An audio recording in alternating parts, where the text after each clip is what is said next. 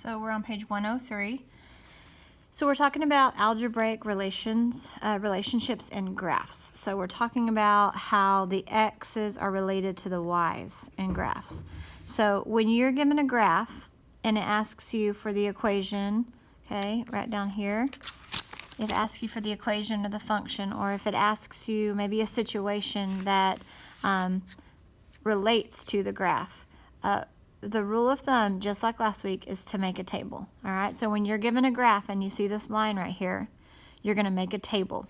So you're going to go over one and up and see where it crosses the x and the y axis lines. So it crosses right at over 1 up 20. So that right there is 120. Okay, that's the coordinate. So I noticed that it goes through the origin, which is 0, 0. So we're going to start with 0, 0. It goes over 1 up 20. So that's my second coordinate. Over 2 up 40.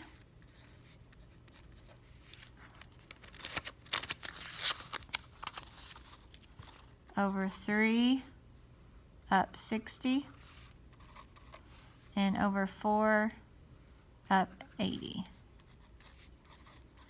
So for every one row, we have 20 chairs. All right, so that could be the situation or the answer choice that you're trying to match with this graph.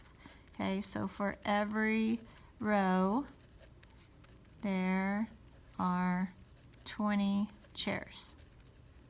Or we could say each row has 20 chairs. Okay. So we're looking here, just like last week, and we're trying to find the rule. So I see from x to y is going to be times 20. Okay, that's going to be my rule all the way up here. So my rule is going to be x times 20. So if we write it algebraically, it's going to look like this.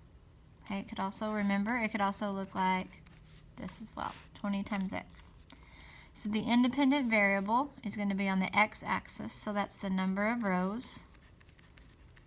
And the dependent variable is on the y-axis, so that's going to be the number of chairs. All right, so they could give you a graph and ask you for the situation. They could give you a graph and ask you for the equation.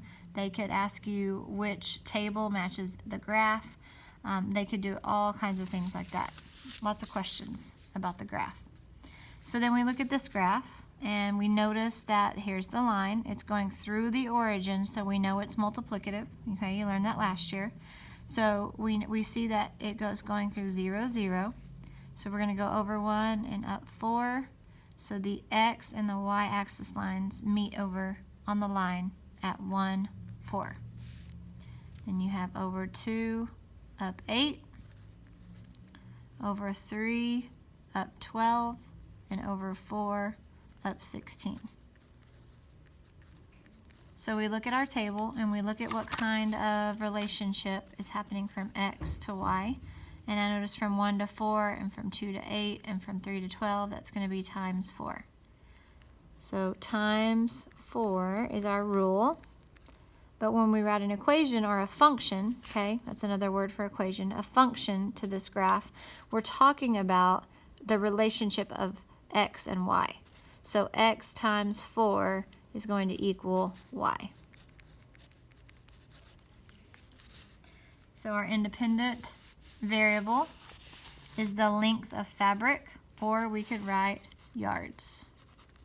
Okay, our dependent variable is on the y-axis, that's cost. So we could write cost or we could write dollars. Okay, either one. So if we were to make up a sentence about this, it could be the cost per yard. Okay, now remember it's multiplicative, so we're using words like per and every and each. So the cost per yard is $4. Okay, that's one example of a situation that could match this graph. Okay, let's go to the back. Sorry. All right, page 104. So they could give you an equation, and they could ask you for the graph, they could ask you for the chart, or they could ask you for a situation that matches that. So right here, we know that our rule is x times 2. Okay, when they're squished together, that means to multiply. So we know our rule is plus 2. Okay, I'm sorry, times 2. X times 2. So we know that times 2 is our rule all the way down. So you get to make up your own x values because we don't have them on the chart. There's no line on the chart yet. So I'm just going to start with 0 and say 0, 1, 2, 3, 4. All right, you can make up whatever you wanted. So on the y side, we have 0 times 2 is 0, 1 times 2 is 2, 2 times 2 is 4, 3 times 2 is 6, 4 times 2 is 8. So you have your x values and your y values, and so that gives you your first ordered pair. Here's your second, and your next. My goodness, I'm off today. I'm so sorry. 2, 4, 3, 6, and 4, 8. So since you made up these x values and you followed the rule from here that told you to multiply by 2, you got your y values that were corresponding to that x. So now you have all your ordered pairs, and now we're going to graph them over here. So we have 0, 0, and since it counts from 0 to 5, every now and then you're going to have a graph like this, so I wanted to show you this. So since ours are counting, our x values are counting by 1, let's just 2, 3, 4. We're going to separate from 0 to 5 into 5 sections. Okay? Same thing here. 1, 2, 3, 4. Then we have 5, 6, 7, 8, 9.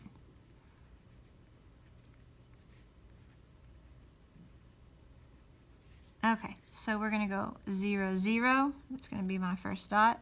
1, 2. So over 1 up 2. 2, 4. So over 2 up 4. Over 3 up 6. And over 4 up 8. So when I draw my line, notice it's a straight line and it goes through the origin. So multiplicative relationships will travel through the origin. Remember, and the origin is that coordinate 0, 0. You also have to have a straight line, okay? With any rule, you are going to have a straight line. So you have a straight line going through the origin on multiplicative. And on additive, if you'll remember last year, it does not travel through the origin. Okay, you still have a straight line, but it does not travel through the origin. So when we look at this right here, we have the additive relationship, right? You have an addition equation. So again, when we want to draw a graph or we want to draw a table, we get to make these x values up. And then we're going to follow this rule, which is going to be adding 5. Okay, so it's x plus 5. So we want to make sure and add 5 to all our x values. So we get 5, 6, 7, 8, 9. All right, so again, when we graph it, 2, 4, we're going to label what we need here on the x-axis, label what we need on the y-axis. Remember, if I ever go too fast, you can pause and catch up. I just don't want this video to be too long. So we have 0, 5. So we go 0, 5, 1, 6, and I'm getting these from over here, 2, 7, 3, 8, and 4, 9. So, of course, mine need to be a little bit straighter of a line, but you get the picture.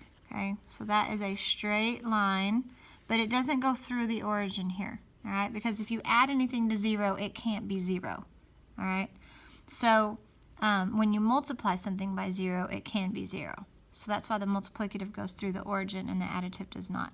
So when you have something on your homework, you can draw a line. If it does not go through the origin and it's a straight line, it's going to be an additive relationship. Okay, so an additive does not travel through the origin.